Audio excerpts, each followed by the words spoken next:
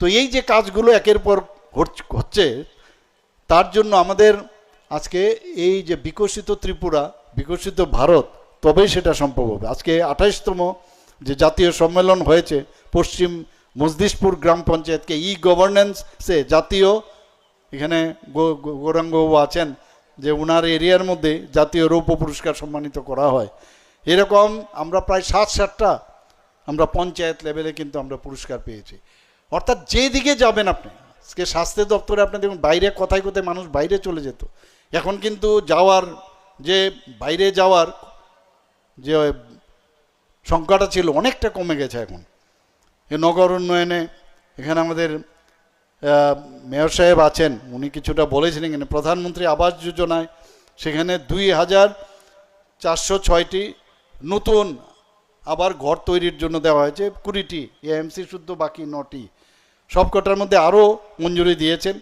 Smart city মিশনের আওতায় আমরা 65 প্রকল্প আমরা নিয়েছিলাম, তাতে 581 crore 7 লাখ খরচ হয়েছে। নগর এলাকাগুলোতে 844 কোটি টাকা ব্যয় করা হয়েছে যাতে ইনফ্রাস্ট্রাকচার ডেভেলপ করা যায়। আমরা এডিবি ফান্ডও আমরা নিয়েছি। এডিবি ফান্ডে বিভিন্ন যে নেটওয়ার্ক, আমরা ইন্টেলিজেন্ট যে ট্রাফিক সিস্টেম, সেটাকে যাতে, আজকেও সেখানে কথা হচ্ছিল যে আরও এই এআইকে ব্যবহার করে কিভাবে সেটাকে আরও জোরদার করা যায়, কারণ এখন প্রযুক্তির যুগ। এবার বাজেটের মধ্যেও বলতে হয় যে এআইকে সমস্ত যে আমাদের ডিপার্টমেন্টগুলো আছে তার সাথে যুক্ত করতে হবে। মাননীয় প্রধানমন্ত্রী জি এটাও বলছেন এআইয়ের উপর কমপ্লিট যেন আমাদের, তার উপর আমরা যাতে পুরোপুরি তার উপর আমরা ভিত্তি না করি, নিজেদেরও আরও বেশি সেটা কনফার্ম বুঝতে হবে, তারপরে যেন সেটা ব্যবহার করা হয়। আজকে এখানে 8415 জন যে স্ট্রিট ভেন্ডার, তাদেরকে 13 কোটি টাকার উপরে দেওয়া হয়েছে।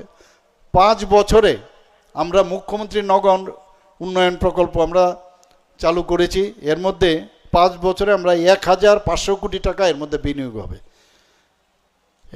প্রধানমন্ত্রী জনজাতি আদিবাসী ন্যায় মহা অভিযান প্রকল্পে আমরা সেখানেও প্রায় রিয়াং পরিবার তাদেরকে বিদ্যুৎ দেওয়ার ব্যবস্থা হয়েছে। ধরতি আবা জনজাতীয় গ্রাম উৎকর্ষ অভিযান, সেখানেও 2860টি জনজাতি পরিবারের বিদ্যুৎ দেওয়ার ব্যবস্থা করা হচ্ছে।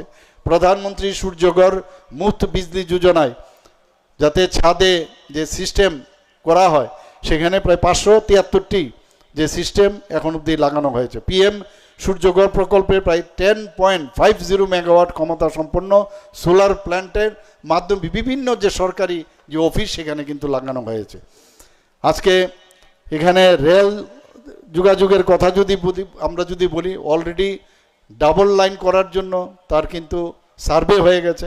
শুধু তাই নয়, আজকে এখানে ইলেকট্রিফিকেশনের মাধ্যমে অলরেডি কিছুদিন আগে ফটিকরাই থেকে আমি আসছিলাম, আমাদের ত্রিপুরারই একটা মেয়ে ট্রেন চালাচ্ছিল, আপনারা সবাই জানেন, অল্প বয়সের 25-26 বছরের হবে, কো পাইলট ট্রেনের। তার সাথে আমি কথাও বলি। তো যেহেতু এই ধরনের আগে আর বেশি দিন নেই, আমাদের এখান থেকে যে ইন্টারসিটি যে ট্রেন সেটাও স্টার্ট হবে। তো সব দিকে এখন আস্তে আস্তে করে এত ডেভেলপ হচ্ছে, আমাদের বন্দে ভারতও আসবে এখানে। এরকম বিভিন্ন বিষয়ে আজকে যদি আমি এখানে বলি তার শেষ হবে না, কারণ অনেকক্ষণ ধরে আপনারা এখানে বসে আছেন। আমি আজকে এখানে যারাই উপস্থিত আছেন, আপনাদের কাছে একটাই আমার অনুরোধ থাকবে যে সবাই মিলে আমাদের যে এক ত্রিপুরা শ্রেষ্ঠ ত্রিপুরা, এক ভারত শ্রেষ্ঠ ভারত, এবং সবাই মিলে যদি আমরা কাজ করি, আর সিনসিয়ারলি কাজ করতে হবে এবং ট্রান্সপারেন্সির মাধ্যমে কাজ করতে হবে। ট্রান্সপারেন্সির মাধ্যমে আমাদের চিন্তা শক্তি বাড়ানো হবে, ভালো লোকের সাথে কথা বলা, ভালো মানুষের সাথে কথা বলা, ভালো কিছু ভাবার এটা যে আমাদের যে থট প্রসেস, সেটা যত বেশি বাড়াবো ততই ভালো ভালো সব হবে। সবাইকে অসংখ্য ধন্যবাদ জানিয়ে আমার কথা বলা শেষ করি।